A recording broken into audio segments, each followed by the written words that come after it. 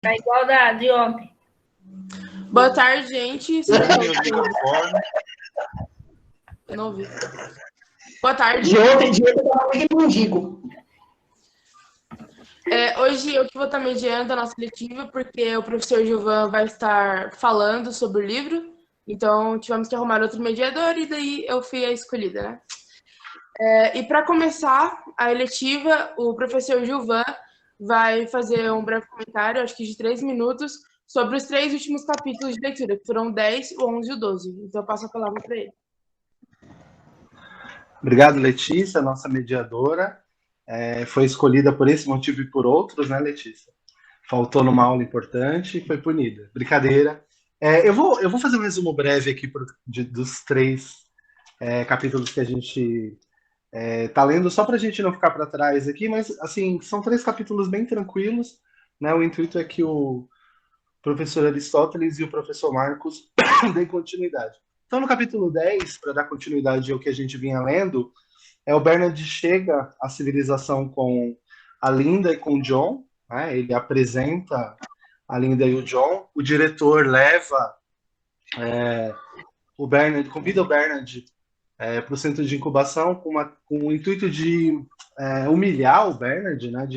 De depreciar a figura dele, mas o Bernard tinha um plano, e aí ele acabou levando a Linda e o John, e o diretor acabou sendo exposto, virando motivo de piada, porque o John chama ele de pai. E naquele contexto, a figura do pai era tida como uma piada, né? Então o diretor acaba se prejudicando. Isso é basicamente o enredo do 10. No 11, o 11 é um pouquinho mais interessante. No 11, o diretor pede demissão, né? Ele desaparece porque ele foi humilhado, ele passou uma vergonha enorme. O John vira uma espécie de celebridade, porque ele é um selvagem num mundo civilizado. Todo mundo quer ver o John, todo mundo quer conversar com o John para conhecer um selvagem autêntico. E o Bernard virou uma espécie de agente do John. E o Bernard, que até então era um sujeito à parte da sociedade, acaba se integrando a essa sociedade pelo sucesso que ele faz como agente do John, né? Lembra um pouco a história do King Kong, né? E aí eu vou ler um pedacinho, está na página 196, que diz assim, ó: os dias se passaram, o sucesso subiu a cabeça de Bernard, e nessa operação reconciliou completamente, como devia fazer como bom intoxicante, com o mundo que até então ele julgava muito insatisfatório. Então, de certo modo, o Bernard, que criticava aquele mundo que o colocava à parte, quando conseguiu se integrar a ele, quando conseguiu, por algum motivo, controlar o poder e ter algum poder sobre as pessoas, porque ele era o agente do John, ele acabou se integrando àquele mundo e ele começou a usar esse mundo, né, essa integração, em benefício próprio. Né? Ele começou a traçar relações de poder e começou a fazer com que isso, dentro de um certo limite, o beneficiasse. Né? Então, ele começou a sair com muitas garotas, ele começou a fazer sucesso, receber pessoas que ele até então desconsiderava como amigos. Então, basicamente, é isso que acontece. Né? O John, ele é um sujeito à parte nesse capítulo, porque o John é a única pessoa do mundo civilizado que leu Shakespeare. Né? Por uma contingência do acaso, ele é o único leitor de Shakespeare, e o John começa a citar Shakespeare, né? Como fazem a Lenina e os outros quando estão falando do condicionamento.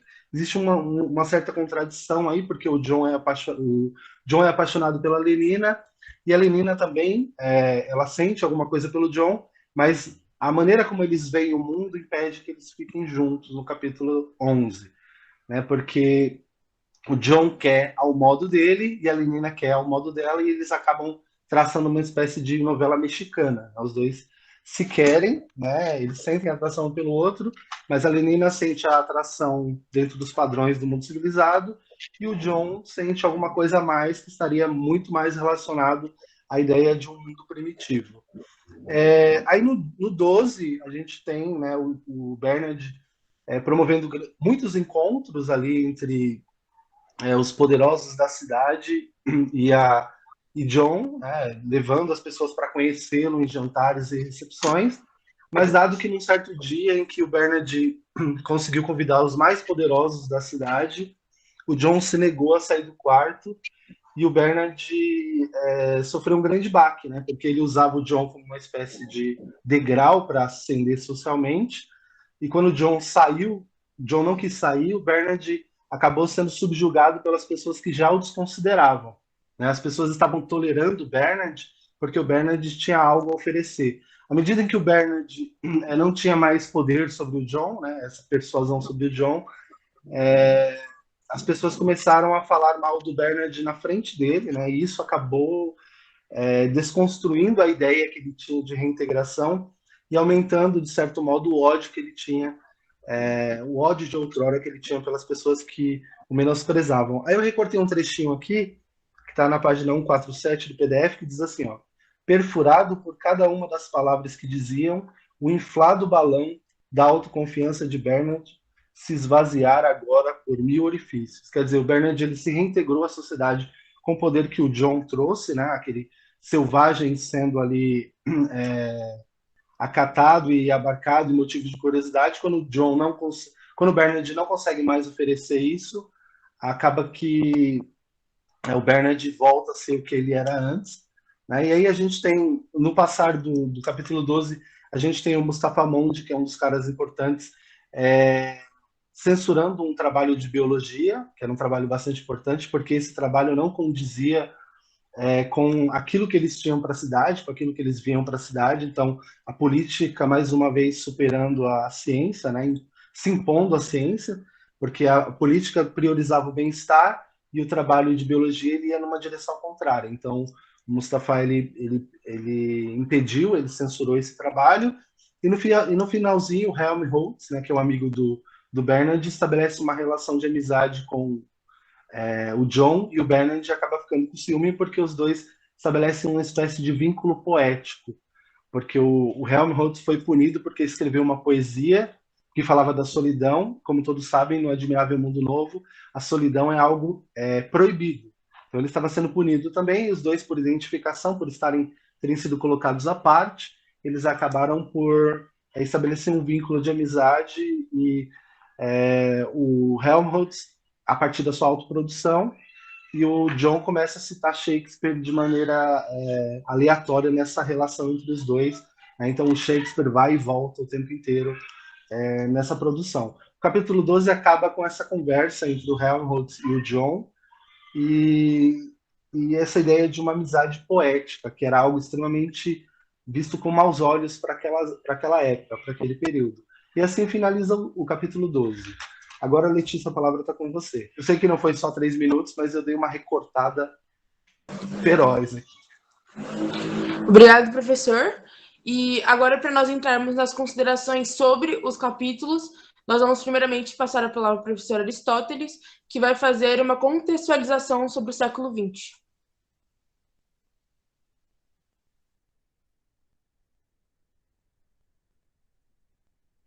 E com o microfone ali. O microfone está desligado.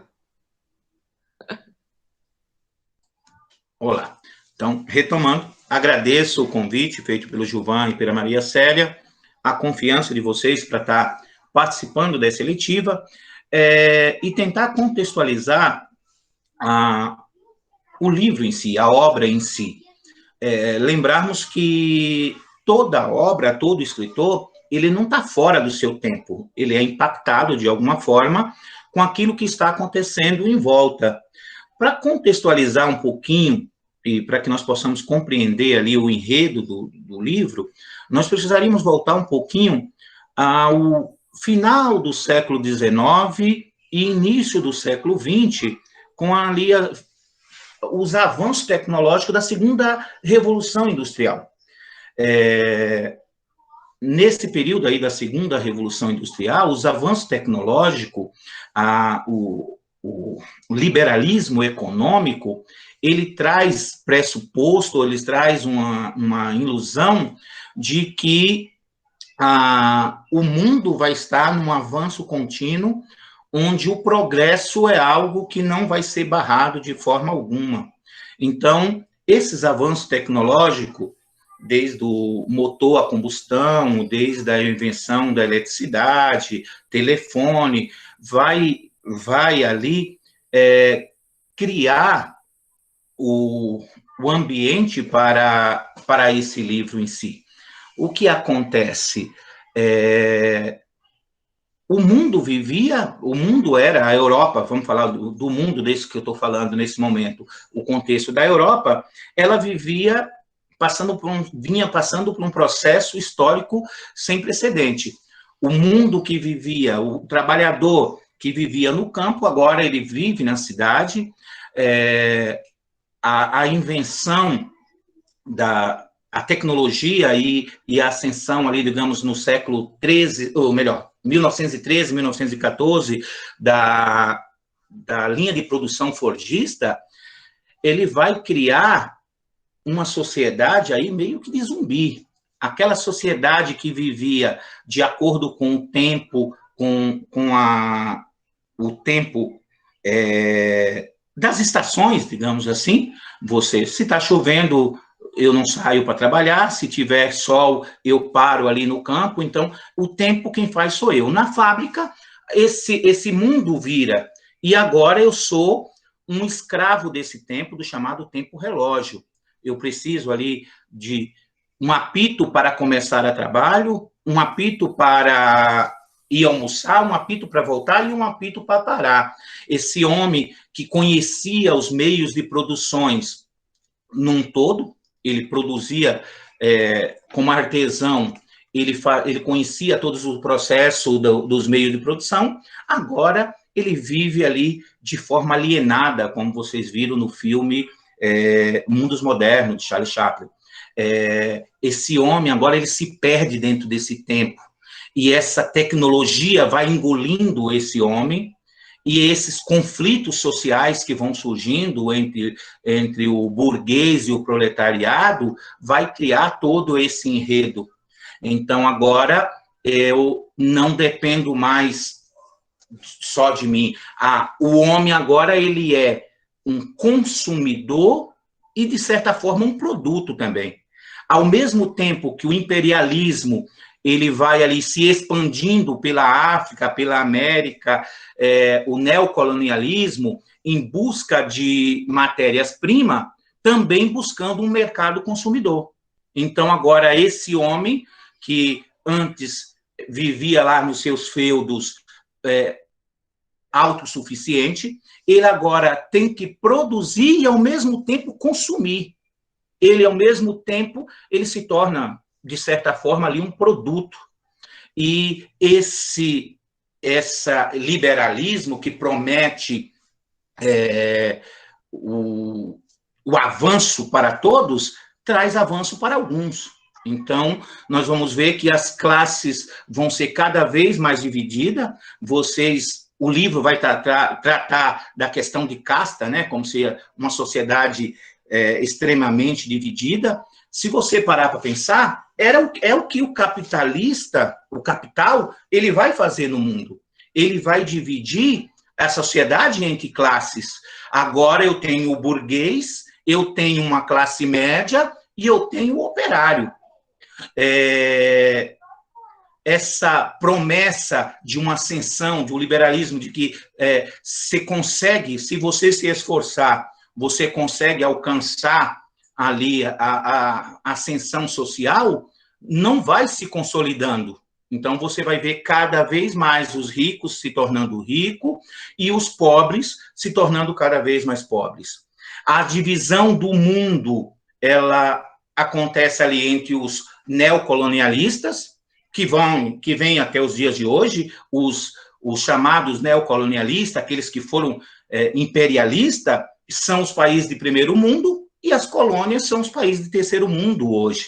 Então, esse enredo que vai acontecer, século XIX dá início ao século XX, acaba o século XIX, início do século XX, nessa busca do imperialismo, de mercado consumidores, vai causar a Primeira Grande Guerra Mundial. Então, essa Primeira Grande Guerra Mundial, que vai de 1914 a 1919, vai colocar em xeque os valores dessa sociedade, aí desde os valores sociais, religiosos e políticos.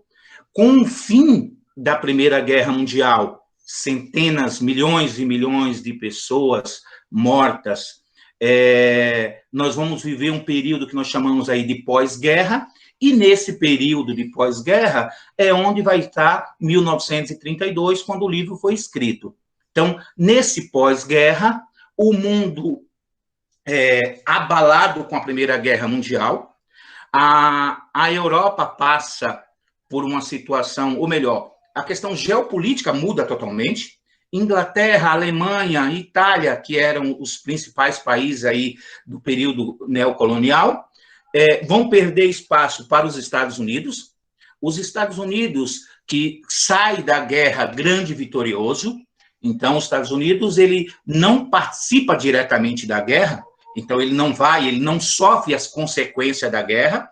Os Estados Unidos, ele lucra com a guerra e vai lucrar muito mais com o fim dela, porque a Europa devastada, os Estados Unidos ali vai se pôr como os banqueiros do mundo. Então, os Estados Unidos, ele toma o lugar da Inglaterra, a Inglaterra que influenciava toda a América Latina, o comércio da América Latina, como nós estudamos ali no período das guerras napoleônicas, todo aquele processo, onde a Inglaterra era para o mundo o que os Estados Unidos é para o mundo hoje, a grande potência, ele perde esse mercado para os Estados Unidos, e os Estados Unidos, durante a Primeira Guerra e pós-Primeira Guerra, ela vai aí influenciar a política e a economia da América Latina. Então, a América Latina vai fornecer matéria-prima para os Estados Unidos, que vão industrializar e vender para a Europa e para o mundo. Dentro desse contexto de pós-guerra, o Japão vai se aproveitar desse processo e vai passar por uma revolução e vai se tornar um imperialista também, vai aumentar a sua influência ali em volta ali do Japão, no Oriente, em forma geral. O Japão vai se tornar uma grande potência, que vai já preparar ambiente para a Segunda Guerra Mundial, e o mundo está abalado. Olha, e os nossos valores? E agora o capital, como é que ele vai resolver os problemas da Primeira Guerra Mundial? Porque a Europa estava devastada.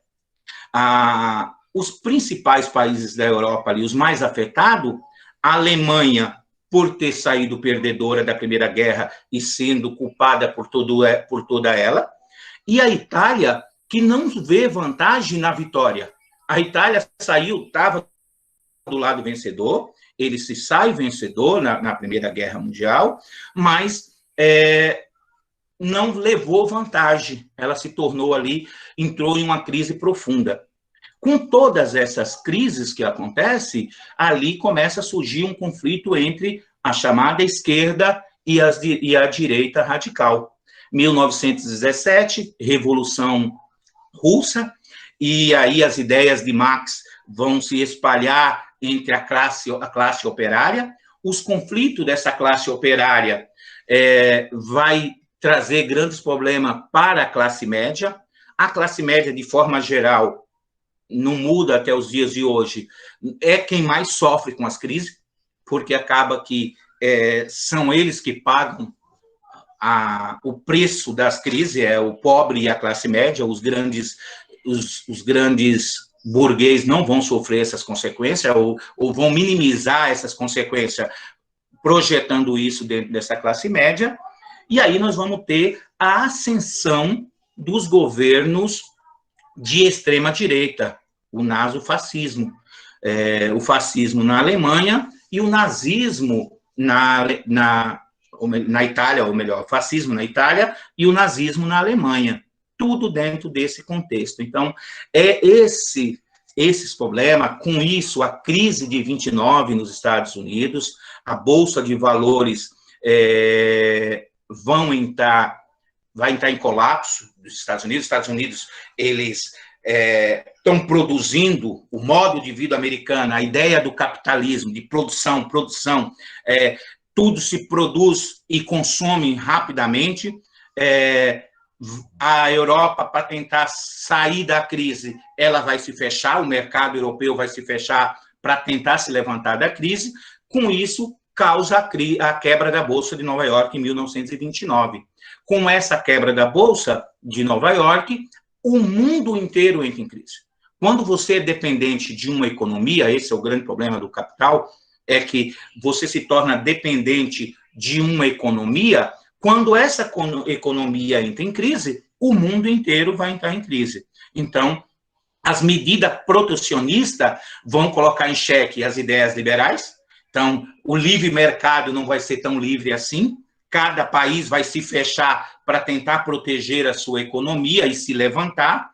Os países, ou melhor, os partidos não veem, os partidos políticos, os regimes políticos não veem como solucionar essa crise, e aí eles vão fazendo vista grossa para o que está acontecendo na Itália e na Alemanha. Então, a Alemanha, em 1923, Hitler vai tentar chegar ao poder, depois é preso, escreve Minha Luta, mas ali já vai preparando o ambiente para 1934, o nazismo tomar conta da Alemanha. O que vai fortalecer esses partidos de extrema-direita? A classe média. Isso não é mera coincidência. O que acontece? Quando a classe média vê que os operários estão tentando se organizar e indo em organizações e comício de esquerda para tentar sair da situação que estava, essa classe média vai se chegar à extrema-direita que estava surgindo ali. Fascismo na Alemanha, nazismo, na Itália, nazismo na Alemanha. O mundo faz vista grossa, porque não estavam preparados, estavam tentando levantar e sair de uma crise, não podiam bancar uma segunda guerra, então vão fazer vista grossa, vão deixar correr o nazismo lá na Alemanha e o fascismo na Itália, e todo esse processo vai causar aí a chamada distopia, a ideia de um mundo onde o futuro não é tão brilhante assim. Essa tentativa que o autor vai fazer dessa criação, ao contrário das utopias, que é um mundo perfeito, que é a ideia de um mundo tudo certinho, que tudo ocorre bem, na distopia ele vai... a desilusão desse autor para o que ele estava vendo. Ele diz, olha, pelo que eu estou vendo, esse futuro não vai ser tão belo assim como se diz. Então, é dentro desse contexto histórico que vai ocorrer o livro, a obra em si. Então, basicamente, a desilusão com o sistema capitalista, com o sistema liberal daquele momento. Ele vê que as soluções não são tão simples assim. A questão da produção de um produto cada vez mais consumível, consome-se cada vez mais rápido, onde a felicidade vira um produto. Onde a felicidade, ela passa a ser consumível. É algo que eu consumo. Então, dentro dessa sociedade, eu preciso consumir, e é só vocês verem o que nós estamos vivendo hoje. Não, são os livros que nós estamos trabalhando nessas eletivas, eu costumo dizer que eu falo, olha, esses caras foram grandes visionários do que está acontecendo. Olha a ascensão das drogas que nós temos hoje no mundo, a tentativa da busca da felicidade artificial, a tentativa de uma felicidade que eu consumo e eu vou comprando, a felicidade do ter. Como é que eu aumento a minha felicidade? Compro um iPhone, eu compro um Nike, eu vou consumindo, e quando isso não dá certo, eu uso lá meu baseadinho, eu uso lá a minha pedra, eu uso as balinhas na balada para aumentar a minha potência de felicidade. Então, é essa questão que está dentro dessa distopia. Ela foi escrita em 1932, a publicação acho que foi em 1932, se não me falha a memória, e nós estamos vivendo ela nos dias de hoje. Eu consigo enxergar muito dessa distopia na sociedade que nós vivemos hoje. Agradeço a paciência, depois, se tiver alguma pergunta, se surgir alguma dúvida, nós vamos tentando contextualizar mais. Para que não fique mais longo do que já está, eu passo a palavra para a Letícia, para dar seguimento aí à discussão sobre o tema. Obrigada também, professora Ari. Na verdade, estudar o contexto histórico de tudo que a gente for estudar sempre vai nos ajudar nas nossas concepções, né? E agora, passando para a parte de biologia, eu acredito que o livro ele fale bastante, na verdade a gente sabe que ele fala bastante sobre isso, né? Principalmente da questão de criação artificial de vida, mas também acredito que na concepção de todos sobre a ética da biologia. Então agora passamos a palavra ao professor Marcos para que ele possa abranger esse tema.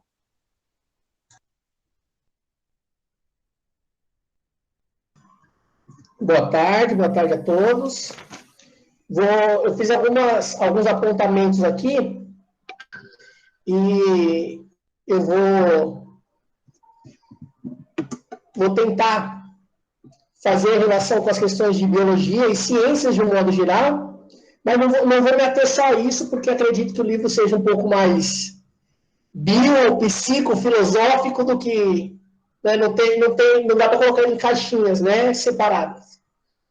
Eu acho que a primeira coisa que a gente precisa ter em mente é definir ciência, né? E por que é que a ciência tem esse papel tão importante nesse livro e tem um papel tão importante na sociedade de modo geral? E pegando a última fala do Gilvan sobre o trabalho de biologia que é barrado, né, no livro, esse trabalho de biologia é, de certa forma, barrado, pelo seguinte: a ciência, de um modo geral, na sociedade, ela é contraintuitiva. A ciência vem para propor algo que vai contra aquilo que eu penso. Ela não tem obrigação nenhuma de confirmar o meu pensamento. Aliás, é pelo contrário, né? Ela tem a tendência a destruir a minha pré-concepção.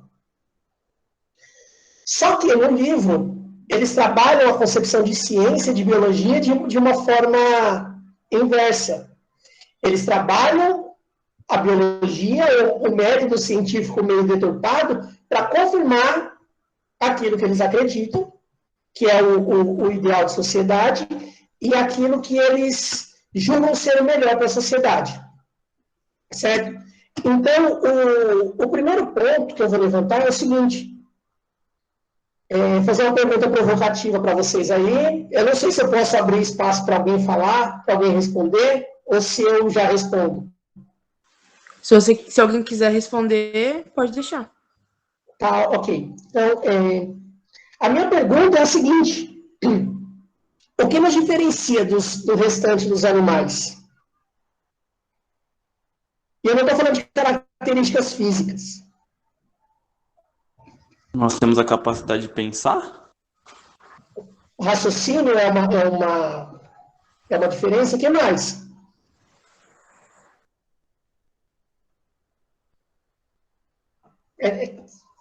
Vamos manter só no raciocínio, então. Linguagem, talvez. A linguagem é uma questão importantíssima também, o raciocínio. As emoções, de modo geral, né, são coisas que nos diferenciam dos restantes dos animais. O polegar opositor, né, nos diferencia. Fazer esse movimento aqui nos diferencia. Agora, as minhas perguntas provocativas. Amar um filho, mesmo que ele tenha algum tipo de problema, é racional?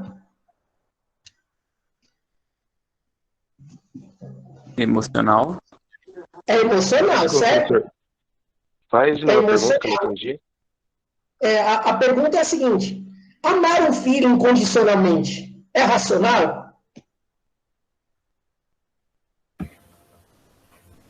Racional, não. Não é racional. Desprender energia para conceber um filho por 9 meses dentro da barriga é racional? Não. Não, né? São questões emocionais.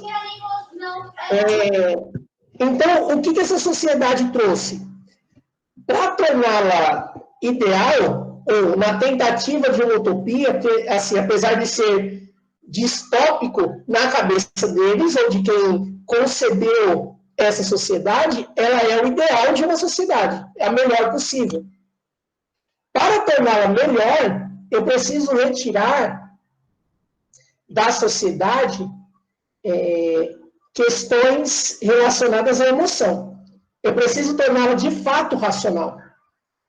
Por exemplo, o fato da palavra pai e mãe serem palavras que causam nojo, né? Tem alguns trechos do livro que ele fala assim, né? Coloca o M, 3 pontinhos, que ele não consegue nem falar. Ele sente nojo. Quando o selvagem fala pai, todo mundo dá risada, porque acha muito, muito engraçado aquilo. Isso é proposital, pelo seguinte. Existem questões que relacionam o pai e a mãe que retiram essa pessoa do seu estado racional. Então, ser pai e mãe não é racional. Amar o filho não é racional. É totalmente emocional. E é hormonal, inclusive, né?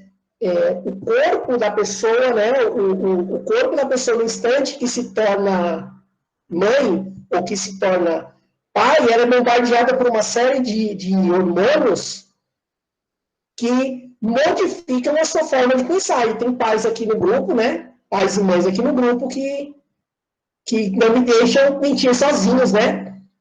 E isso, apesar de parecer algo racional, é totalmente emocional.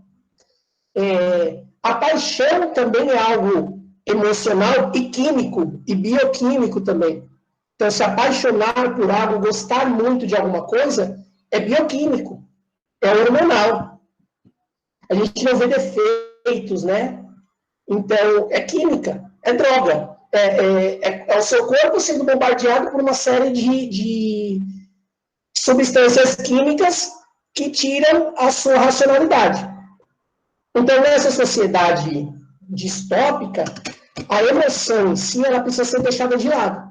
Ela precisa ser, de certa forma, colocada em segundo, terceiro plano. Então, como é que eles fazem isso?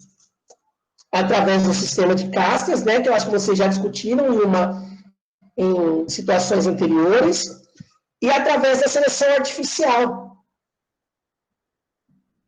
Então, como é que eles faziam isso em laboratório? E vou dizer para vocês. O livro foi escrito em 1932, 32, o livro.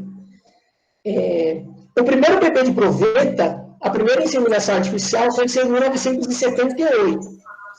Então, o autor descreve um processo de bebê de proveta antes dele existir, 40 anos antes, pelo menos. Então, como é que acontece?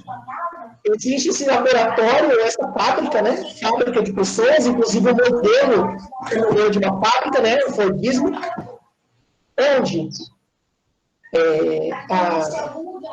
existe a inseminação artificial e a seleção artificial para que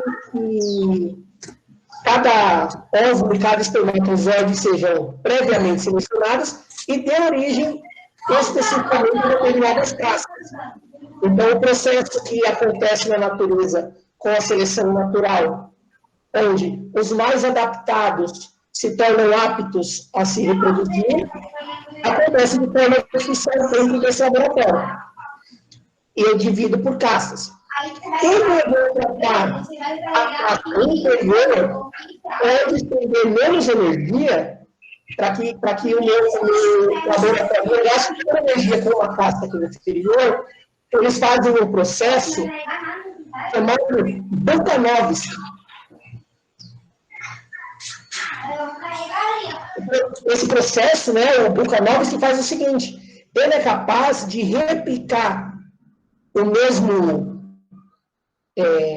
zigoto, né, o mesmo óvulo e espermatozoide fecundados, consegue multiplicar ele 80, 90 vezes. Então, eu tenho gêmeos idênticos em até 90 vezes, a partir de um óvulo e de um espermatozoide só. Então, eu gasto menos energia. Eu não preciso de ter muitos óvulos e muitos espermatozoides para constituir a casta inferior. Então, as pessoas da casta inferior, elas são todas muito parecidas. Elas são idênticas. Todas gêmeos. Isso, o gêmeo da mesma digitação. Seria, na analogia natural, seria o gêmeo univitelino, que parte do mesmo óvulo e do mesmo espermatozoide. O óvulo e o espermatozoide se juntam, formam um zigoto. Em algum momento da gravidez, se divide em 2 blocos e dá origem a 2 indivíduos idênticos. Esse processo Bucca-Mobbs faz isso 90 vezes, né, ou para 90 indivíduos. Então, esses indivíduos das castas inferiores, eles são idênticos. E outra coisa que eles fazem com esses indivíduos da casta inferior, no livro ele usa o termo envenenamento, né, que é o envenenar. É dar substâncias para que esse zigoto, né, que vai se tornar um indivíduo, não se torne um indivíduo totalmente apto. Ele se torne realmente inferior. Isso tem um nome na biologia. São os agentes teratológicos. Vou repetir. Agentes teratológicos. Tudo que a mulher faz durante a gravidez que influencia no desenvolvimento do feto. Então, utilização de medicamento, fumar, ingerir álcool são agentes teratológicos que vão ter influência direta na formação do feto. Então, eles simulam o que aconteceria numa gravidez de um indivíduo que teria algum tipo de problema, né, de ordem intelectual ou de ordem física nesse laboratório. Justamente para tornar essas pessoas visivelmente, intelectualmente inferiores. E nas castas superiores, eles usam o termo, apesar de, né, ficar claramente ser discordado da individualidade. Precisa ser um óvulo e um espermatozoide separado, porque nas castas superiores, como eles vão tomar as decisões que vão gerir a sociedade, eles precisam ter uma certa individualidade na sua formação. O que contradiz, né, o que se contradiz no livro com a forma de ensinamento que eles utilizam, que é esse hipnopédica, né, que é a forma de pedagógica de se ensinar através da repetição. De hipnose mesmo, de você ficar ouvindo, a lavagem cerebral, né, ou a doutrinação, ou como há pouco tempo passou a se chamar, né, eu consegui traçar esse paralelo, eu nem sei se está totalmente correto, programação neurolinguística, que é um termo que surgiu há pouco tempo e virou moda, que é o de mudança do seu comportamento, né, através da modificação das suas sinapses, né? Então, você vai mudar o seu comportamento partindo da parte neurológica, né? Ou da parte neural. Talvez a gente consiga traçar esse paralelo. E programação neurolinguística, né, ou processo de coaching que nós temos hoje, também surge na década de 70, quase 40 anos depois do livro ser escrito. O que é muito interessante, né? Então, o livro traça esse paralelo no seguinte. A civilização, ela é racional, ou ela busca ser racional, vende para aqueles que estão nela uma falsa sensação de individualidade e de liberdade. Então, eu posso me relacionar com quem eu quiser. Ou é incentivado que eu tenha o máximo de relações com o máximo de pessoas que eu conseguir. Né? O livro, ele traz essa sensação. Ou promove essa questão. É uma sensação de liberdade que não existe, porque eu não posso optar em não fazer isso. Eu não posso optar em ter uma pessoa só para o resto da minha vida. Aí o Ari pode traçar esse paralelo depois, aí, falando de novo da liberdade do capital, né, que é a mesma coisa. Eu posso viajar para Paris. Eu posso ir para Disney todo ano. Eu só não tenho dinheiro para isso. Então, o livro traz essa questão, e os selvagens são aqueles que ainda nutrem algum tipo de sentimento por outra pessoa. É o que fala pai, é o do cinema sensitivo lá, que eles assistem e vê alguém prostrado, orando para Jesus na cruz como chama o termo? Se autoflagela, né? Então, os selvagens são aqueles que ainda nutrem algum tipo de sentimento. E a civilização são aqueles que são racionais. E, por fim, para não me alongar mais, um outro conceito que é muito interessante no livro, apesar de ele não falar muito, mas que eu acredito que seja a base para que todo o restante aconteça, é como essa sociedade lida com a morte. Esse também é um conceito ou algo que nos diferencia dos demais animais. É o culto à morte ou aos mortos, né, de alguma forma, e a forma como a gente lida com a morte dos nossos semelhantes. O livro também traz isso, ele ele tira essa proximidade. Então, se eu não tenho relação com pai e mãe, logo, quando alguém que morre ao meu lado, não é nada meu. Né? Eu não tenho essa relação emocional, que também não é nada racional, eu cultivar alguém que morreu. Não é nada racional passar por estágios de luto. É totalmente emocional. Marcos, E de novo, pode falar, Giovanni? eu acho que, para ilustrar o que você está dizendo, no finalzinho do capítulo 12, como a gente falou, tem um momento em que está o Helmholtz e o John conversando, e o John, que é o selvagem, está mostrando o Romeu e Julieta para o Helmholtz. E ele está achando tudo maravilhoso, até que morre uma pessoa. Ele fala, mas como que uma pessoa morre e essa morte não é aproveitada? Não se dá uma finalidade para isso. Eu acho que essa questão de usar a razão ao seu extremo e tornar a razão instrumental explica isso que você está falando, né? Sim, então, quando para essa sociedade prosperar, ou pelo menos existir, ela só existe nessa visão onde eu exacerbo a razão ao máximo e reprimo o máximo de sentimento. Eu não posso ter questões emocionais envolvidas no meu julgamento. Essa sociedade só prospera desse jeito. Porque a partir do momento que eu começo a colocar questões emocionais no meu julgamento, pode ser que alguém de uma casta superior tenha empatia por alguém de uma casta inferior. E o sistema desmorona. Né? Ou vice-versa. Tem uma série de questões envolvidas. E eu acredito que a morte seja esse principal fator, assim, porque as pessoas se enxergam como peças, ou não se enxergam, né? Talvez o termo correto não se enxergam, as pessoas não se enxergam, e elas são simplesmente instrumentos uns dos outros, instrumentos para a busca de prazer, instrumentos para a busca de felicidade, instrumentos para a busca de questões financeiras, enfim, de trabalho, são sempre instrumentos e nunca pessoas.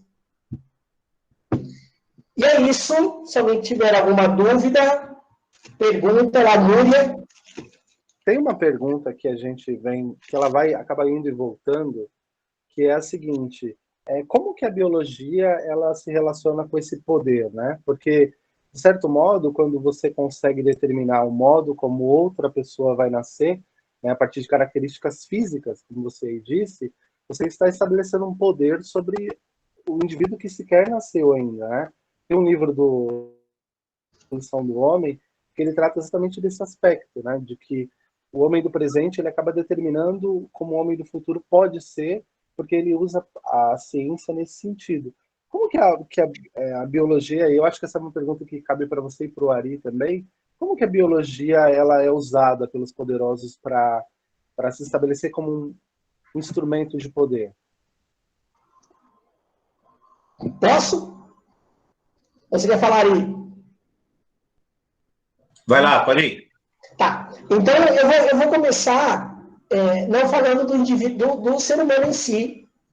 Vou falar de outras questões que tratam de seleção artificial de um modo geral. A seleção artificial não é algo novo para o ser humano. A gente faz seleção artificial há milhares de anos. Então, desde a galinha, né, que hoje é capaz de voar, por conta de seleção artificial. O homem criava a galinha e ia sempre escolhendo as mais gordinhas, as mais cheinhas, as que botavam mais ovos, para cruzar. Então, essa seleção era direcionada. É uma característica que na natureza não seria interessante uma galinha ser mais cheinha, porque ela não ia conseguir fugir do predador, né? Mas para o cativeiro ela é interessante. Isso acontece entre galinhas, bois, vacas, enfim. Esse processo de seleção artificial ele acontece desde sempre utilizando essas características fenotípicas, né? As características da aparência, as características morfológicas. Agora, em relação à biologia exercendo poder, eu acho que o processo, por exemplo, que na Segunda Guerra Mundial o Hitler queria implementar, né? Que vem de antes, né? Do Francis Galton, ele trabalhou um pouquinho, né, ele era primo do Darwin, ele utilizou os estudos do Darwin para falar sobre eugenia ou sobre seleção artificial, como uns eram melhores do que outros, no que deu origem ao que a gente chama de darwinismo social. Então, assim, o homem com o poder, na verdade, não trata-se nem de uma característica física ou intelectual. O homem que tem poder, ele permanece no poder de alguma forma, e esse processo é um processo de seleção artificial. Quando a sociedade, alguém que está numa casta mais baixa, não consegue ascender socialmente, né, ele traz esse processo de seleção artificial também. Você usou muito bem essa questão do Hitler. Foi o que eu pensei na hora que o Gilvan abriu para a questão histórica, foi essa que eu falo. Por um lado, se você falar assim, quando você tira a ética, quando você tira a bioética do contexto aí, da situação em si, gera o que nós estamos vendo hoje, onde a pessoa vai para ter um filho e já quer saber a cor dos olhos, o sexo, você já pode pré-definir tudo isso. Mas, de um nível mais geral, você fala, bem, quando fica a ciência mais avançada... A gente geneticamente possível definir o sexo do bebê, mas legalmente não pode. Então, a gente tem essa amarra legal. A questão da ética, a bioética que vai tentar pôr limite. Porque quando na Segunda Guerra Mundial não havia um limite, quando tirou esse limite do homem, você vê as atrocidades que o homem foi capaz. Em nome da ciência, o homem foi capaz de fazer atrocidade, como o ponto de você dessecar lá um ser humano, um judeuzinho. Eu costumo brincar com eu falo, olha, precisava fazer um teste, para que usar o rato? Pega um judeu. Pega lá um judeu e você ia fazer o teste, qual a capacidade desse ser humano, qual a capacidade de sofrer dor, até onde vai. E ali foram testando. Então, o grande problema dessa questão da seleção natural, ou seja, de qualquer questão, quando entra aí, até mesmo nós podemos falar na questão da clonagem, que hoje já se discute tanto, qual o limite?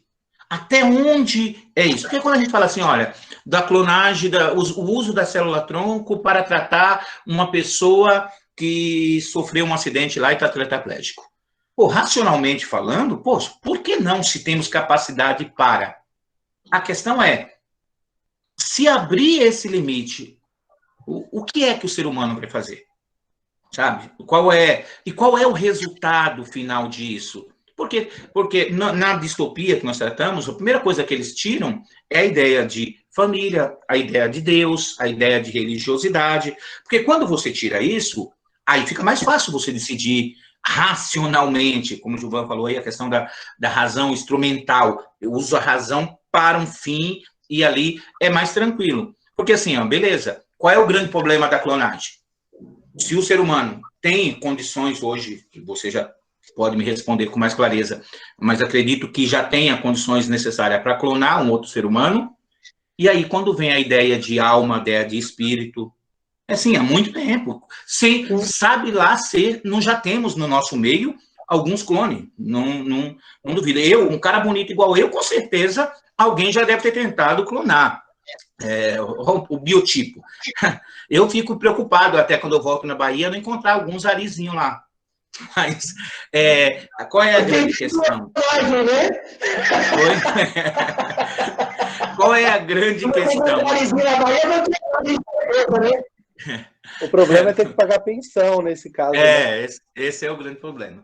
Mas assim, qual é a grande questão que eu falo? É assim, quando você se descobre como um clone, você tira a ideia de evolução, a ideia de criação, como que ficaria essa sociedade? A minha pergunta é, qual o limite? Até onde esse ser humano pode ir em nome da ciência?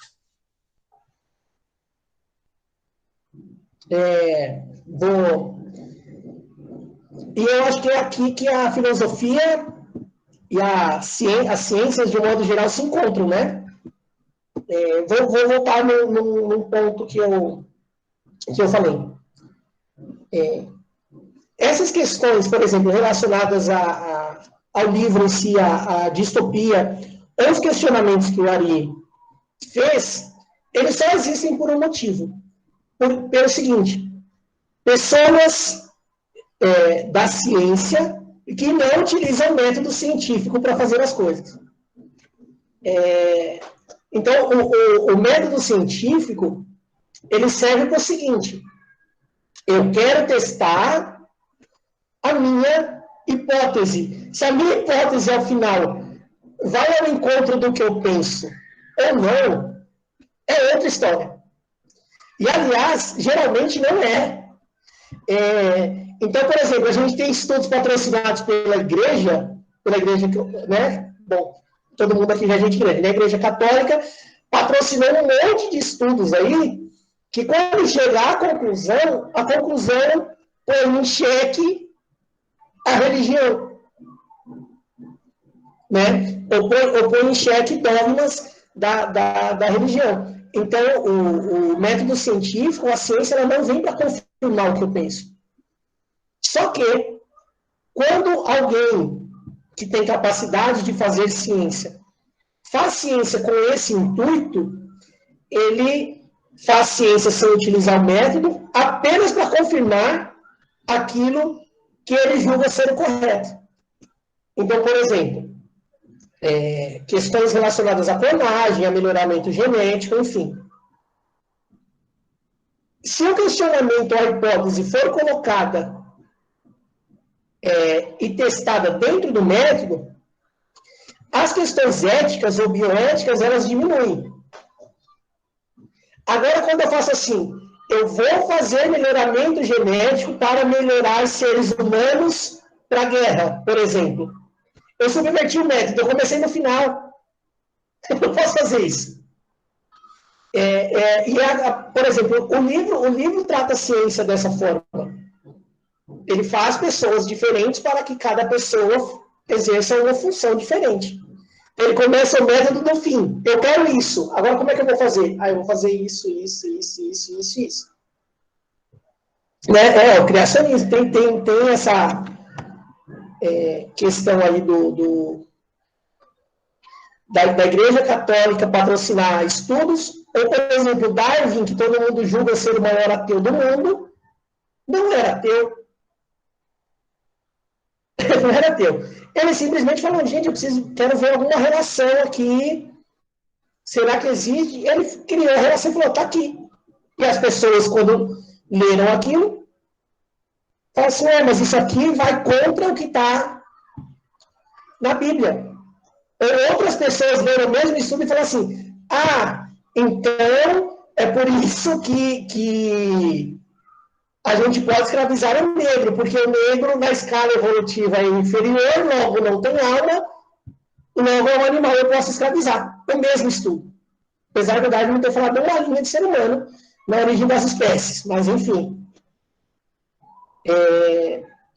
Então, de novo, essas questões elas surgem quando a pessoa não sabe ou não entende o método científico ou a função da ciência. Né? É isso. Acho que a Letícia tinha uma pergunta, né, Letícia? Você escreveu ela aí, não foi? Eu tinha perguntado para o professor, como a gente já até estudou sobre manipulação genética na escola, e esse assunto meio que entra, né, dentro das considerações do livro, se de lá para cá já tinha surgido algum tipo de fiscalização, já que meio que está em alta o assunto da manipulação genética. Então, tem sim. Mas, aí, de novo, a fiscalização, né, ela precisa vir a partir do momento que alguém apresenta um estudo. Né? Não pode ser ao contrário. Então, assim, vamos proibir estudos com clonagem. Bom, seguindo o método. Vamos proibir estudos sobre clonagem. Porque eu estou partindo, de novo, do fim. O cientista precisa apresentar o estudo, fizemos esse estudo aqui, levantamos a hipótese de que fazer estudos de clonagem pode ser benéfico para isso, para isso, para isso. Aí um comitê, né, de bioética analisa isso e vê quais são as amarras legais. Existe algum tipo de fiscalização, sim. No Brasil, na verdade, o grande problema não é fiscalização, é investimento mesmo na área. Né? A gente parte para outro problema, que é o não incentivo a uma ciência honesta. Marcos, a gente até conversou uma vez, eu não sei se a Letícia vai dar continuidade, mas acho que cabe aí dentro da pergunta da Letícia, que é a relação do agronegócio com a natureza. Toda a problemática das vacinas, do cruzamento, isso também tem alguma relação? Tem sim. Então, vamos lá.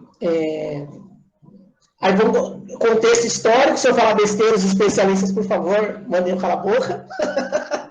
Vamos começar com o seguinte. Quando o advento, né, da Revolução Industrial iniciou,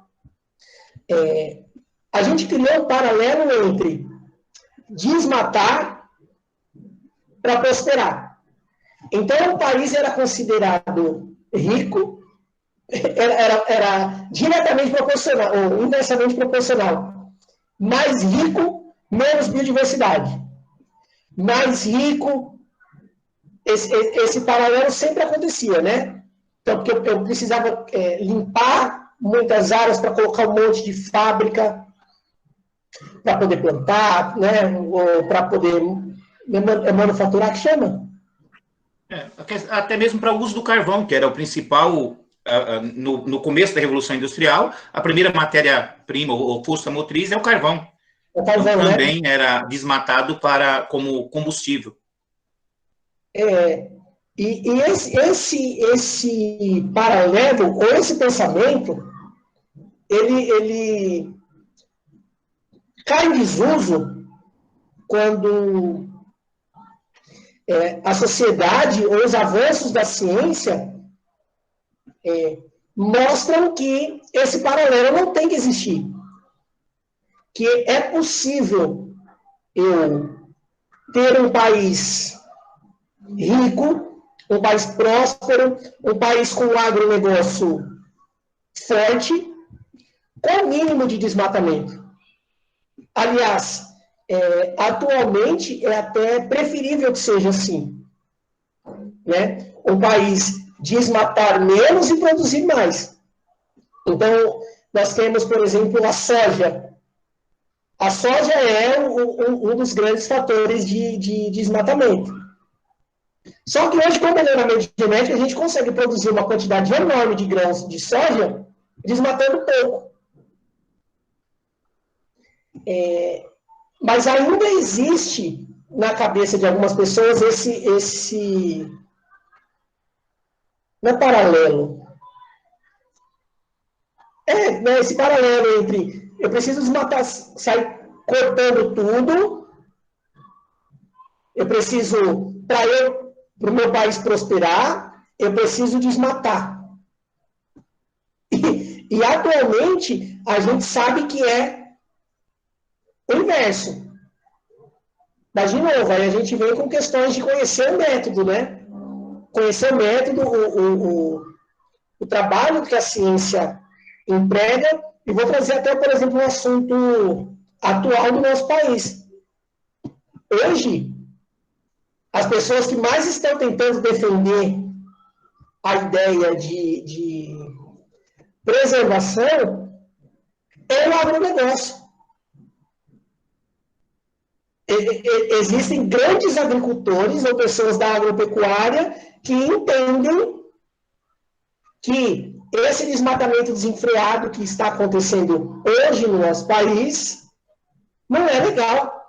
Porque ele vai vender lá o grão dele para, sei lá, vou chutar um país, tá, para a Noruega. A Noruega fala assim, não vou comprar, porque o seu grão é fruto de desmatamento.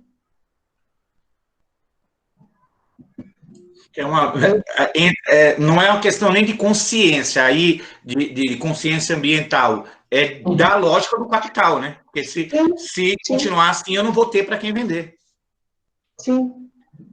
Mas falando, só retomando essa questão que o Gilvan fala da questão do melhoramento, se você pega a Europa, Gilvan, metade do século XVIII, por exemplo, 145 milhões de pessoas. Final do século XIX para início do século XX, 450 milhões de pessoas só na Europa. Isso ocorre por causa dos avanços tecnológicos na área do campo e, principalmente, a invenção dos inseticidas, dos fertilizantes, que vai fazer com que você produza cada vez mais em menor quantidade de tempo, e isso faz com que o aumento populacional na Europa triplique aí, em questão de 150 anos, mais ou menos, há uma triplicação da população europeia devido ao aumento ou ao controle de pragas e através dos inseticidas e dos fertilizantes da vida. Então, assim, tem uma relação? Sim. Quanto mais você controla essa questão aí do agro, agora virou até o engraçado, né, que o agro é pop, então você cria uma ideia de que esse progresso vale a qualquer preço, né? A ideia de os fins justifiquem os meios aí é cética. Não, a Europa... Pensamento, né? Perdão, cortou, Marcos. Ainda existem pessoas com esse pensamento, né? Pensamento do século XIX. Sim, completamente. É um pensamento do... E eu acho que seria uma segunda parte da pergunta do Gilvan, que também, vamos lá de novo, biohistória, né? Biofilo, história, sei lá. E com o avanço populacional, a gente tem cada vez mais ser humano vivendo em contato direto com a vida selvagem. Né? Tem uma superpopulação, uma quantidade enorme de demanda de alimento e o ser humano em contato direto com a vida selvagem. E a gente sabe que muito ser humano junto com vida selvagem, historicamente não dá muito certo. Não dá muito certo historicamente, ciclicamente, isso acontece. A natureza dá um jeito de nos unir ou equilibrar a população. Aí vi de peste negra e assim vai. E coronavírus, né? E antes acontecia a cada 100. 300 anos, depois 200 anos, depois 100 anos. A expectativa é que a gente viva uma pandemia a cada 10 anos.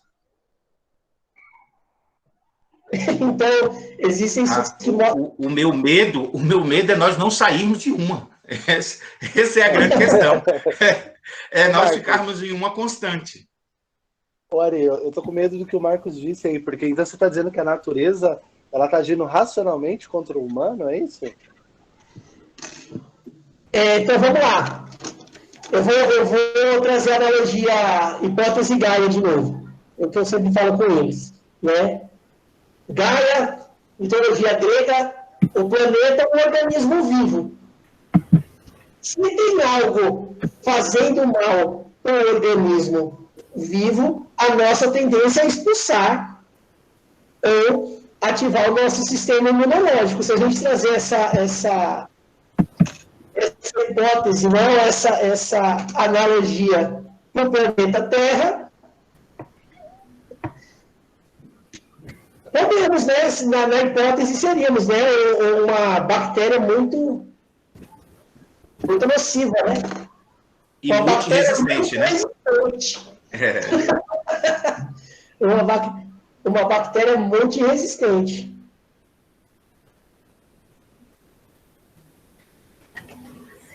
Então, pode ser também, né?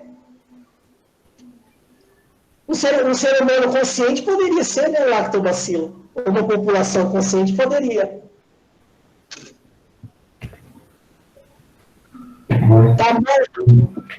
Tá mudo ali?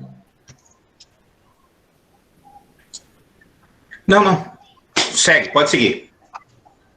Então, eu acho que basicamente é isso, né? Mas agora, tirando a hipótese, não é que está agindo racionalmente, não, tá? O planeta não pensa.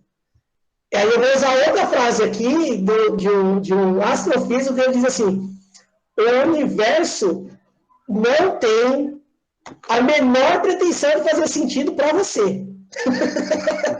Ele não tem necessidade nenhuma de fazer sentido para a gente. Ele existe porque ele existe e ponto. E as coisas acontecem e ponto. É interessante pensar isso, porque eu estou tratando isso com os primeiros anos, né? E os pré-socráticos, lá, 2.500 anos atrás, eles perceberam que as coisas aconteciam de modo contingente. Não tinha um direcionamento, um determinismo das divindades, ou uma razão divina. Eles perceberam que havia uma mecânica que fazia com que as coisas funcionassem, mas que não tinha nada por detrás dessa mecânica, a não ser a própria ordem das coisas, né? E a gente ainda hoje tem gente que acredita que existe, né, eu vi muita gente falando, né, durante essa pandemia, eu acho isso até interessante, que era punição, que era não sei o quê, as pessoas tentando encontrar uma justificativa por uma coisa que, a meu ver, é de ordem natural, né, uma coisa que vai acontecer. A gente já passou por dezenas de pandemias, por dezenas de epidemias, e todas as pessoas que passaram por essas epidemias, elas ficaram tentando encontrar uma razão, um motivo para além da própria mecânica das coisas, né? Elas ficaram tentando encontrar, é punição, é o karma, é não sei o quê, quando na verdade o processo está só se repetindo, né? Se o Nietzsche estivesse nessa live, ele diria que é o eterno retorno do mesmo. As coisas estão indo, voltando e acontecendo sem nenhum propósito maior. É claro, se você tiver uma perspectiva religiosa, você vai dizer que não, né? Que existe uma finalidade aí. Mas pensando cientificamente, né, me parece que não tem nenhum tipo de inspiração por detrás dessas coisas. E a outra coisa que eu ponho também em xeque é essa mudança, né? Que as pessoas estão falando, a partir de agora as pessoas vão se alterar, o mundo vai mudar e tal. Todas as mudanças que ocorreram... O Ari me ajude aí, mas todas as mudanças que ocorreram com grandes pandemias e com grandes eventos foram mudanças de ordem técnica, não mudanças de ordem moral. Moralmente a gente continua pior, né? Agora, tecnicamente, depois da guerra, depois das grandes catástrofes, a gente tecnicamente vai melhorando, né? A gente produz melhores remédios, produz produtos de uma instrumentalidade da técnica maior. Agora, moralmente, foram poucos os acréscimos que a gente teve. Então, quando a gente fala, olha, todo mundo vai sair melhor dessa pandemia, historicamente, a gente não tem elementos para garantir isso. Talvez a gente saia com uma higiene melhor, a gente saia com uma mudança técnica. Por exemplo, essa aula aqui é uma mudança técnica, né? A gente já tem alguns elementos dessa mudança técnica. Agora, acreditar que vai haver um novo normal e uma mudança moral nas pessoas, me parece um pouco de ingenuidade de quem desconhece as pandemias anteriores. Eu não sei o que os senhores acham disso. Não, era o que eu ia falar agora. Quando falou da mudança, eu vejo basicamente técnica pura. E quando eu falo em mudança, você falou aí da higiene e tal, até nisso eu sinto dificuldade de perceber essa mudança. Basta você andar pela rua e ver o número de máscaras descartáveis sendo jogada em vias públicas. Então, assim, mesmo passando por tudo isso, você não vê uma mudança num aspecto aí, pelo menos, da educação dessa população. E da questão moral, muito menos. Eu não consigo enxergar, mesmo porque você presta atenção que a relação de poder e a relação que está por trás, olha, há uns dias atrás estavam morrendo 200, 300 pessoas, fecha-se tudo. Quando vai chegando o seu tempo, conseguiram o que queriam, está morrendo 1.000 e abre-se tudo. Então, agora é a tentativa de tentar convencer a população de que o perigo acabou. Então, isso me preocupa muito. Então, moralmente, eu acho que nós vamos sair pior do que nós já estamos.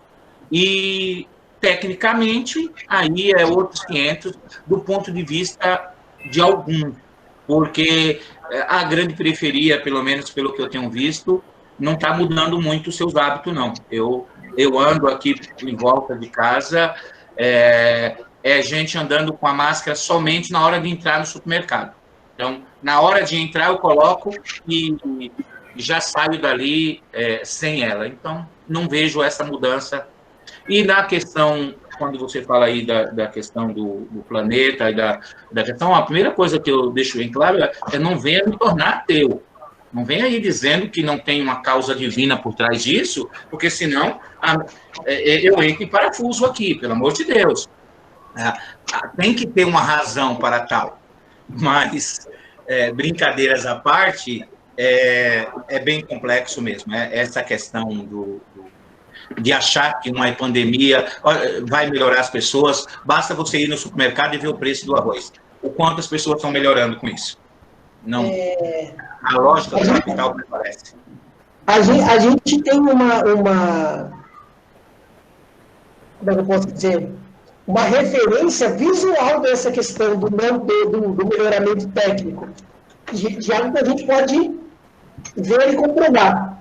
Eu acho que 10 anos atrás, a Coreia passou por um problema desses virais.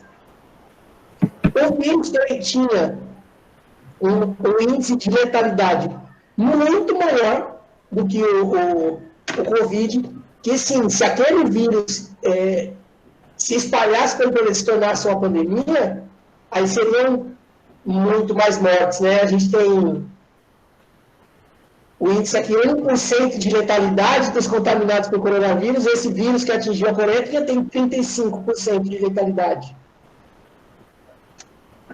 Só que o que aconteceu? Por ter essa letalidade muito alta, eles conseguiram contactar com mais agilidade e conseguiram fazer um isolamento pontual e conseguiram resolver o problema de uma forma mais rápida.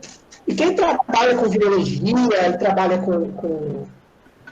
com ciência de modo geral, tem essas previsões, trabalha com essas previsões há muito tempo. Então, o coronavírus não é novidade para a comunidade científica de virologia. Eles sabiam que isso iria acontecer. Aí, quando a pandemia estoura, né? A Coreia, que foi um país que tinha passado por aquilo recentemente, foi um país que conseguiu, num primeiro momento, lidar melhor com esse coronavírus. Eles conseguiram fazer teste em massa muito mais rápido, as pessoas já tinham uma consciência da utilização da máscara, do isolamento, né? Não há necessidade de convencer as pessoas de que o isolamento era necessário. Essa luta não é tão grande. Então, assim, não é uma coisa que aconteceu lá na gripe espanhola em 1912, mas aconteceu há 10 anos atrás. Né? A gente consegue ver. Eu também não gosto muito dessa terminologia do novo normal, não. E trazendo esse ponto que você citou, Gilvan, e para colocar o Ari em parafuso, a gente está discutindo a peste com os segundos anos. Um dos capítulos, ele fica muito baseado no discurso do padre para a cidade, né? Se você pega um discurso e coloca o nome de qualquer líder desses, né, ou religiosos, ou líderes que não tratam a pandemia como ela merece, você tirar o nome do padre e colocar o nome desse líder, o discurso se encaixa. É assim, tá vendo? Isso foi Deus. Aí ele vai com a analogia, pragas do Egito. Aí ele vai tratando as pessoas assim, porque as pessoas não vão na igreja. Aí a pessoa só vai na igreja e fala assim, eu estou salvo. Mas você que só vem na igreja aos domingos, você acha que só vir ao domingo é suficiente? E ele começa. Ele vai apertando. E assim, livro de 1940, se você tira o nome do padre e coloca de um líder religioso desses aí, como aconteceu, e vou dar um exemplo do que aconteceu também, um líder religioso, eu lembro de que país que era, ele falou o seguinte, que o coronavírus era uma praga divina para punir os homossexuais, ou para punir a prática homossexual. Aí eu vou voltar na minha primeira fala lá naquela conversa informal. A realidade é muito cruel para essas pessoas, né? Porque a narrativa é destruída pela realidade. Na semana após esse discurso, quem foi diagnosticado com Covid? O líder religioso.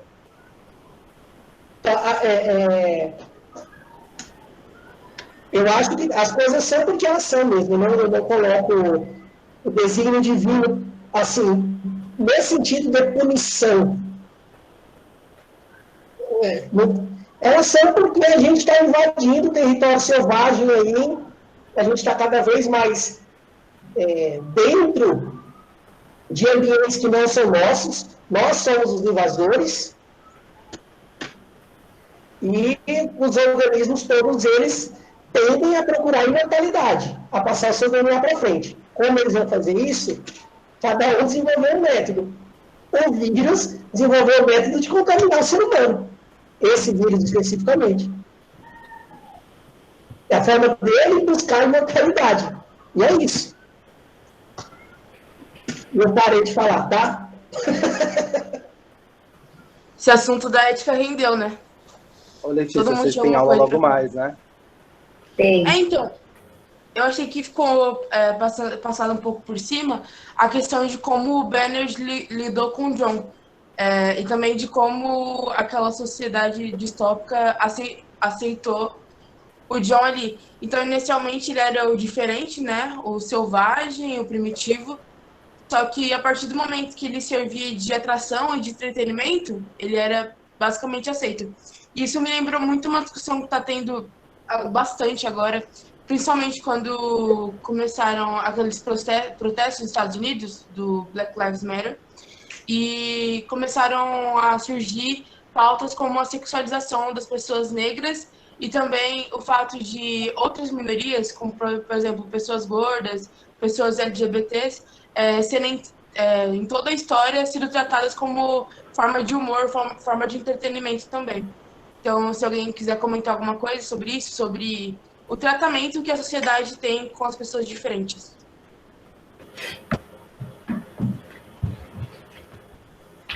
Aí é filosofia, Gilvan, manda ver. Eu acho que isso faz parte de um processo de pensar na dignidade humana, né? Porque à medida em que a sociedade avança, a gente precisa aprender a acatar e aceitar as diferenças e fazer com que essas diferenças elas sejam abarcadas pela sociedade, né? Porque isso é sinal de maturidade. Desde os gregos, né, já se debatia isso. A gente precisa aprender a abarcar e aprender a acolher essa diferença e essas diversidades, de modo a tornar a sociedade ainda mais palatável, ainda mais justa. É claro, né, que quando uma crise, sobretudo uma crise pautada no racismo acontece, a tendência é que as pessoas que acreditam que essa mudança é necessária e que essa perspectiva e esse olhar são fundamentais, a tendência é que essas pessoas elas tornem o discurso ainda mais agudo e as pessoas que são contrárias criem barreiras ainda maiores, né? Barreiras ainda mais concretas para que isso não aconteça. E daí a gente tem uma polarização, né? Que é o problema que está acontecendo tanto nos Estados Unidos quanto no Brasil e no mundo inteiro. Todo mundo tentando garantir o gueto, enquanto tem um lado da corda tentando garantir os guetos, tem um outro lado da corda tentando fazer com que as pessoas se tornem mais tolerantes e aceitem isso de melhor forma. Claro, é muito difícil, porque tem valores e culturas por detrás disso que acabam fazendo as pessoas enxergarem o mundo a partir do seu olhar, né, a partir da sua lente. Então, a tendência é que isso não traga aquilo que as pessoas querem que aconteça, que é um mundo com mais alteridade, com mais tolerância, né? A tendência é que gueto se reforce, que é o que está acontecendo nos últimos dias. A gente está se transformando em guetos, né? Daria para falar um pouco mais, mas eu sei que vocês têm aula de geografia daqui a pouco, né, Letícia? Então a resposta precisa ser breve, né? A tendência é que, à medida em que essas lutas pela igualdade aconteçam, existe uma polarização ainda maior, uma polarização ideológica, cultural e política desses grupos que não querem que essa igualdade, que essa equidade aconteça. Então, o mundo vai estar sempre sendo cindido em dois. Então, basicamente, seria isso. Letícia, se você quiser terminar e se encaminhar para o final, fica à vontade, tá bom? Agora a gente vai finalizar. Só antes da gente desligar a chamada, lembrar que a gente ainda tem que terminar de fazer o painel do Padlet. Então, quem não tiver postado ainda, posta. Eu não sei o prazo, com o professor o prazo. Acho que até o final da semana. Até quarta. Até o final de semana, beleza. Tá bom. Então, até sexta-feira, Tá bom. Até sexta-feira. Terça, né? Isso. Terminem os posts do Padlet, pra gente terminar nosso painel, que tá ficando bem legal. Bom, então é isso, gente. Obrigada a todos pela participação, principalmente aos professores que comentaram o livro, o Gilvan, o Aristóteles e o Marcos. E é isso. Até semana que vem. Pode parar de gravar. Valeu, obrigado. Obrigado, gente.